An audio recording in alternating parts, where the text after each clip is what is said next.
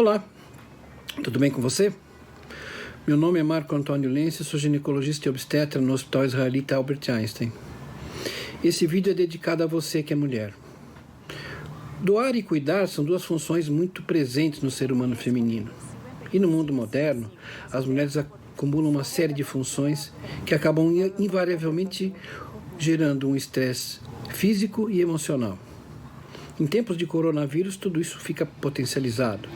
Óbvio. Medo de ficar doente, medo de perder uma pessoa da família. Inevitavelmente, isso leva a alterações hormonais mais importantes que vão impactar no físico. Por exemplo, alterações menstruais, corrimentos, coceiras, cistites e TPM. TPM pode piorar e quem não tinha pode passar a ter. As mulheres que estão em período da pré e pós-menopausa, que sentem calores, podem ter piora muito grande do sono e dos próprios calores. O importante é vocês saberem o seguinte: não tem gravidade. Marco, mas em que situações nós deveríamos procurar um médico, então? Hoje em dia, eu acho que basicamente em quadros de dor abdominal que não melhoram com analgésico ou sangramentos menstruais importantes, acima do segundo dia de menstruação, quer dizer, aquele dia que vocês têm o maior fluxo. Por fim, cuidem-se e não se esqueçam, um dia isso vai passar. Obrigado.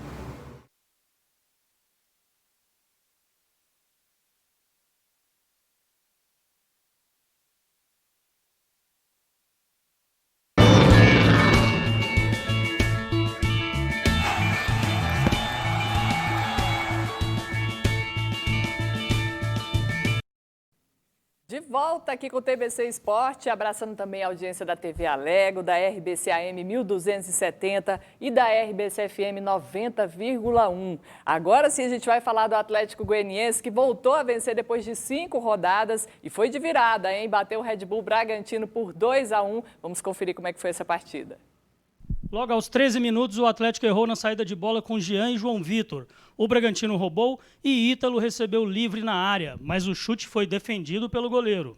A resposta goiana aos 15, quando Dudu soltou uma bomba da entrada da área e Júlio César espalmou. Em outra saída errada, Jean foi travado e mandou a bola nos pés de Claudinho. Aí o camisa 10 paulista esbanjou categoria e de muito longe finalizou por cobertura e marcou um belo gol para abrir o placar.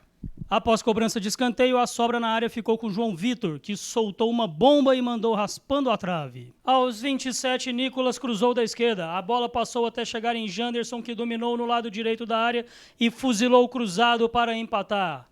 Primeiro dele com a camisa do Dragão. Após cruzamento da esquerda, Éder apareceu livre na risca da pequena área, mas mandou por cima. Aos 35, Ítalo chutou mascado da entrada da área e a bola passou perto da trave.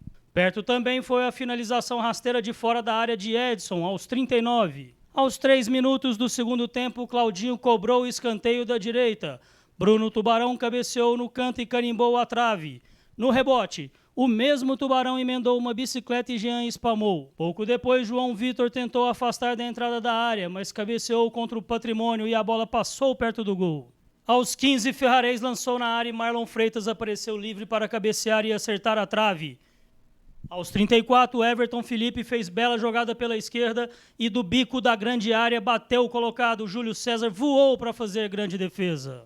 Após bate-rebate na área, a bola sobrou com Yuri, que bateu rasteiro no gol, mas errou o alvo. Aos 44, o Dragão conseguiu a virada. Matheus Vargas fez passe rasteiro para Mateuzinho, que invadiu a área pela direita e chutou o cruzado rasteiro para garantir o triunfo rubro-negro por 2-1. E após a partida, o técnico Wagner Mancini foi bombardeado de perguntas sobre o seu futuro. E ele garantiu que não sabia de proposta nenhuma do Corinthians. Olha só. Eu não conversei com ninguém de fora, então não posso falar nada sobre uma possível negociação. Quando eu saí do estádio, hoje eu estou vivendo a vitória do Atlético, que eu acho que é o mais importante, é o respeito que eu tenho que ter pelo time, pelos jogadores, pela coletividade, pela família atleticana. Eu não posso de maneira alguma misturar qualquer tipo de sentimento. Então eu peço que vocês entendam, eu não conversei com ninguém da parte externa, então não sei o que está acontecendo, também fui pego de surpresa e assim que eu tiver detalhes, com certeza eu vou passar, porque eu acho importante que a imprensa saiba. Vocês estão me botando na parede e eu estou prestes a levantar e sair da coletiva e ser deselegante com vocês, porque eu pedi uma coisa para vocês e eu não estou sendo atendido. Aí quem se passa por mal educado e deselegante sou eu não conversei com o Adson. Como é que eu posso falar alguma coisa de uma coisa que eu não sei? A maior prova de gratidão, de respeito, é eu sair daqui agora e ir conversar com o meu empresário e com o Adson. Eu ouvi aqui de um de vocês que eles já conversaram. Se vier mais alguma pergunta dessa daí, eu peço desculpas a todo mundo que está me ouvindo, mas eu vou levantar educadamente e vou sair da coletiva, porque vocês não estão sendo leais comigo, eu estou sendo leal. Eu estou aqui botando a minha cara, tentando falar do Atlético. Tá aí, Wagner Mancini, a vitória de ontem marcou a despedida do Edson e de quebra a do Mancini, né?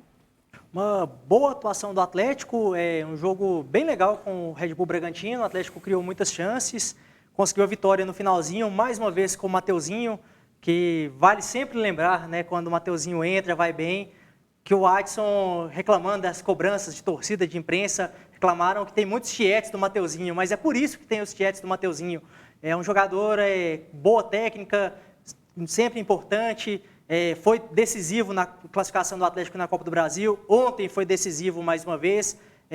Com pouco tempo, o Mateuzinho consegue mais uma vez colaborar com a equipe atleticana. Mateuzinho que tinha perdido a titularidade com a chegada do Mancini, agora quem sabe com a saída do Mancini ele volta a ter uma chance nessa equipe, hein, Vitor? Exatamente, então por isso que o Mateuzinho o pessoal defende tanto, porque ele é um jogador que agrega ao elenco atleticano. Vitória muito importante, porque o Atlético estava ali na beira da zona de rebaixamento, mas o principal ponto veio depois, né? Essa irritação do Mancini. E interessante que enquanto o Mancini estava se preparando, demorou um pouquinho, teve a entrevista do Mateuzinho, coletiva com o Mateuzinho antes, depois a do Mancini. Enquanto isso, o André Sanches, presidente do Corinthians, estava dando entrevista falando do nome do Mancini. Está praticamente tudo certo, amanhã a gente vai fechar com ele, mas o Mancini deve ser mesmo o novo treinador do Corinthians para até o final de 2021.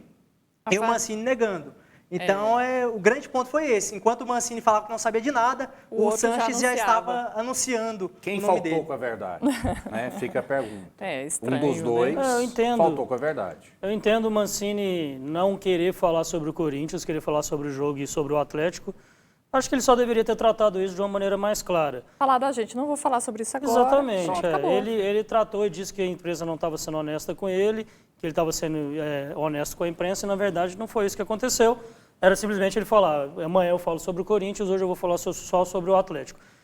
O Vitor falou que no momento em que ele dava essa entrevista, o André Sanches dava entrevista já falando o nome dele, mas na verdade foram dois momentos importantes que aconteceram nesse jogo do Atlético. O primeiro foi o gol do Janderson, que inclusive é ex-Corinthians, e o gol do Janderson colocou o Corinthians na zona do rebaixamento pela primeira vez nessa competição, e aí o farol vermelho já acendeu. E no momento em que o Mancini estava dando a entrevista, o Corinthians já tinha levado o segundo gol, já tinha perdido para o Ceará e já era insustentável a situação do seu treinador Diego Coelho, um treinador que foi meio interino, não chegou a ser efetivado, mas todo mundo já sabia que ele não continuaria. Rafael, a gente falava que os números do Mancini chamaram a atenção do Corinthians, mas foram números modestos, né? 18 jogos aqui à frente do Atlético Goianiense, um aproveitamento de 38,9%. Saiu o Wagner Mancini. O bom trabalho é que ele conseguiu colocar o Atlético ali nas oitavas da Copa do Brasil, Sim. né? Mas o que você achou? O Atlético é um time muito competitivo com o Mancini, mas essa campanha regular do Atlético, se tratando do Atlético ter aí seu time menos rico, não vou nem colocar mais pobre do Campeonato Brasileiro, faz com que a campanha seja boa, né? 38% de aproveitamento e o Atlético poderia estar melhor. O segredo do Atlético, ele não era o Mancini. Talvez seja o Adson Batista, talvez seja uma filosofia de buscar no mercado bons jogadores. E a salvação do Corinthians também não passa pelo Mancini. O Corinthians é muito maior do que o Mancini. O Mancini é do tamanho do Atlético. Agora, em relação à declaração que ele deu, é lamentável. Eu acho que o melhor caminho, né, e muitos de nós aqui já trabalhamos, ou a gente trabalha com assessoria de imprensa, eu acho que é sempre a verdade, né? Ele poderia, o Daniel foi muito feliz, ter dito que não falaria sobre o assunto. Agora, a saída dele é completamente normal. Se não existe multa rescisória, se ele recebe uma proposta melhor, ele vai sair.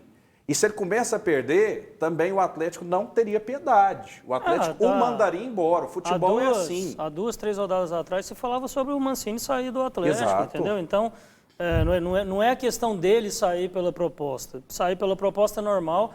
Aliás, o Atlético, eu acho que está acostumado a isso. O Atlético esse ano perdeu. Me ajuda aqui. O Jorginho, o Kaiser, perdeu o Edson, agora o Mancini. Quer dizer, todo mundo que se destacou de alguma maneira no Atlético, o Atlético perdeu.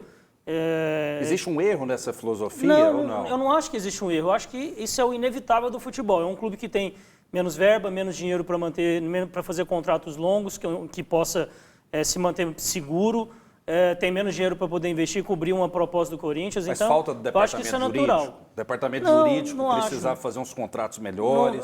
Não acho que o problema é esse. Inclusive, pelo contrário, acho que a filosofia do Atlético faz com que ele perca peças importantes e possa trazer peças mais ou menos à altura para continuar o trabalho. Tanto que ele, acabei de dizer, perdeu o Kaiser, perdeu o Jorginho e continua fazendo o seu trabalho ali mediano nesse campeonato. Que para o Atlético é bom dentro das condições que ele tem.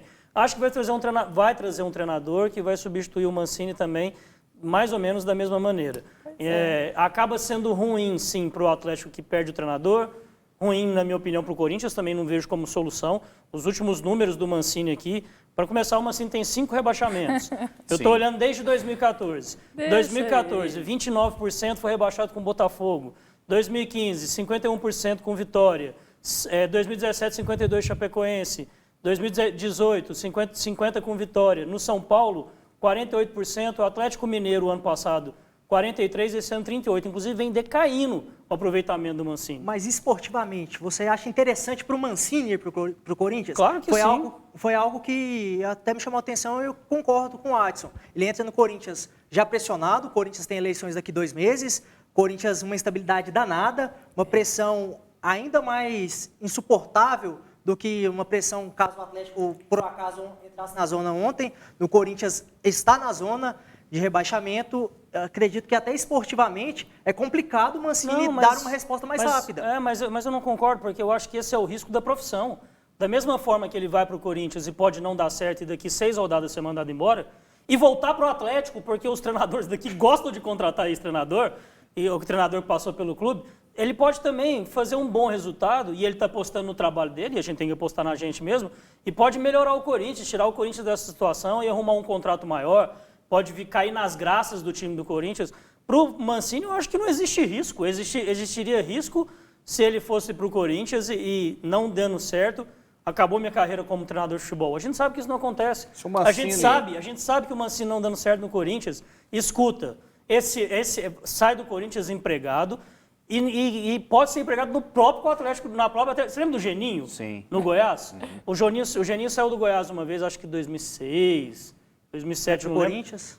Para o Corinthians, e saiu do Corinthians e voltou para o Goiás. Sim. Então isso acontece... Se o Mancini hoje trocar uma lâmpada no Corinthians, já é lucro para ele. Porque o Corinthians vem numa descendente muito grande. Ele não piorar, não tem como ele piorar. Exatamente. Se ele tirar o Corinthians da zona do rebaixamento, ele vira herói.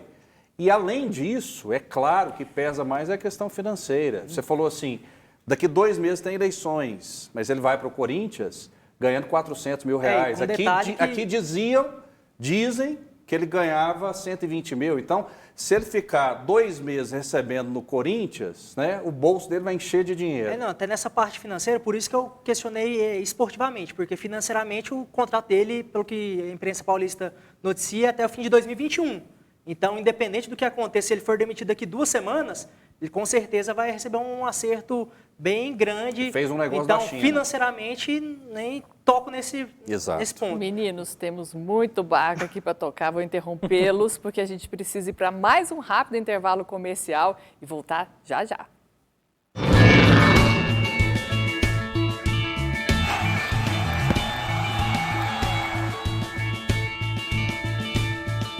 Segunda, no Roda Viva, o ex-ministro da Saúde Luiz Henrique Mandetta, afastado do governo por defender critérios científicos no combate ao coronavírus, ficou pouco mais de um ano no cargo, mas contou com o apoio da população e profissionais da saúde, o que acelerou seu desligamento.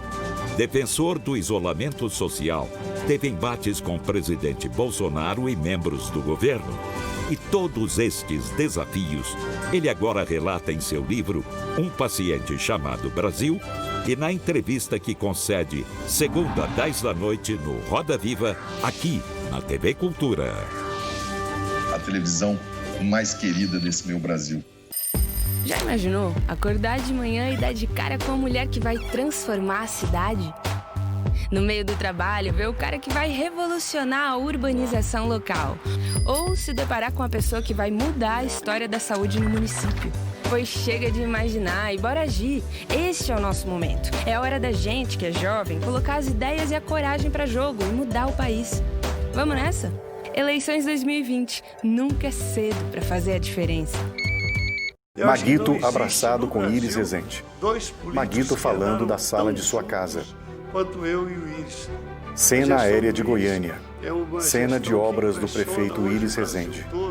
Isso não pode parar. Eu acho que isso tem que ter continuidade.